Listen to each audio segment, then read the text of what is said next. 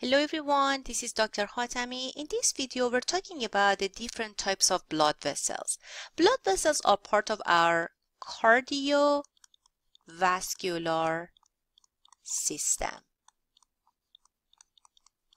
which blood vessels move blood to carry oxygen, carbon dioxide, nutrients, waste, and also hormones. So there are three main types of blood vessels in our body. We have arteries, capillaries, and veins. Arteries are the blood vessels carrying blood away from the heart. Pay attention to the direction of the blood away from the heart. So arteries start with A and away starts with A. So you can just memorize it really quickly. And then most of the arteries in our body carrying red blood or oxygenated blood. I said most of them, not all of them. So because we have some exception in our pulmonary circuit, arteries carrying blue blood. But if you look at the model and pictures, most of the arteries you can see with red color.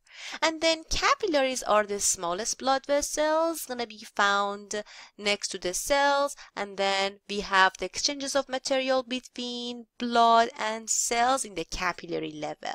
And then we have veins. Veins are the blood vessels carrying blood toward the heart. Again, pay attention to the direction of the blood. So most of the veins carrying blue blood, or you can see with blue color in the model and pictures. Now let's talk about the functional division of the blood vessels, as blood does not go directly from a large artery to a vein. Arteries, which they carrying blood away from the heart, they move away from the heart and they branch again and again into smaller arteries. So we call them as arterioles. So arterioles are the smallest arteries. So then these arterioles is going to become capillaries, which the capillaries are the smallest blood vessels or the microscopic blood vessels. So you cannot see the capillaries with your naked eye. So pay attention when we say smallest blood vessels, it's different than when we say smallest arteries.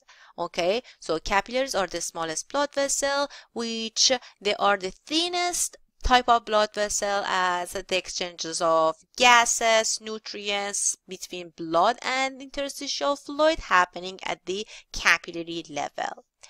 Then after capillary, blood it goes to the venules. So venules are the blood vessels collecting blood from capillaries, and then they send the blood from capillaries to the veins.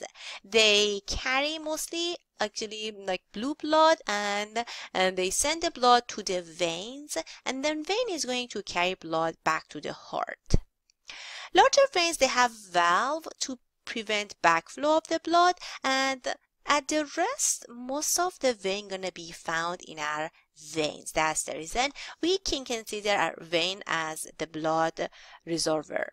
Okay, so now let's look at this chart. This chart is showing distribution of body's total blood volume at rest. So as you can see, 9% of our blood would be found in our pulmonary circuit, means between blood and lungs, and then 7% would be found in our heart, 13% would be found in the arteries, and 7% would be found in capillaries. But please look at these large number. 64% of our blood during the rest time would be found in vein. So that's the reason we say the veins would be considered as the blood reservoirs. Okay, thank you so much for watching.